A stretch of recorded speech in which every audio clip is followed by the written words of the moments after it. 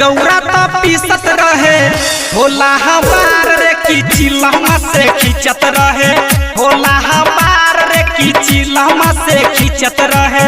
भोला हमार रे की चिलमा से खींचत रहे भोला हमार रे की चिलमा से खींचत रहे गौरा तो पीसत रहे गौरा तो पीसत रहे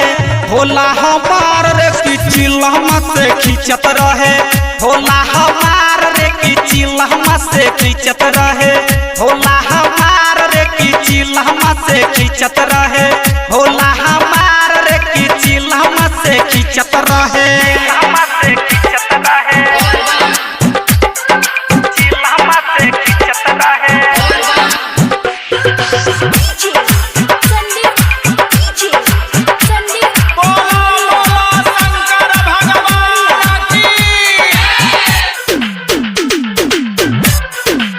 कबो गाजा कबो भंगिया हमारा से पिसवा बेले चढ़ते सावन शिव के मेवा नहीं भावेले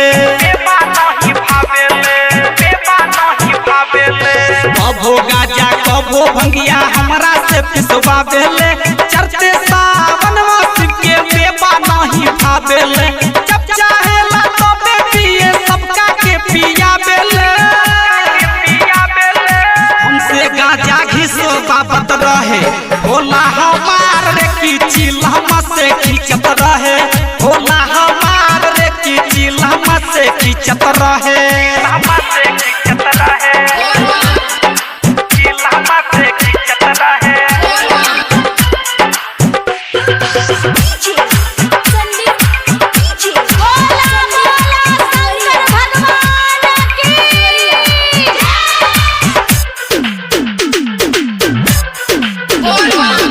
पीसत हमरा के दोनों महीना दुखाएले सुनी ना ए भोला जी मिक्सर अब मंगाइले पीसत हमरा के दोनों महीना दुखाएले सुनी ना ए भोला जी मिक्सर अब मंगाइले जब आवेला भक्त देवघर गाजा तो चढ़ावेले प्रेमा लक्ष्मण भी पियत रहे भोला हमार रे की चिलमा से खींचत रहे भोला हमार रे की चिलमा से खींचत रहे।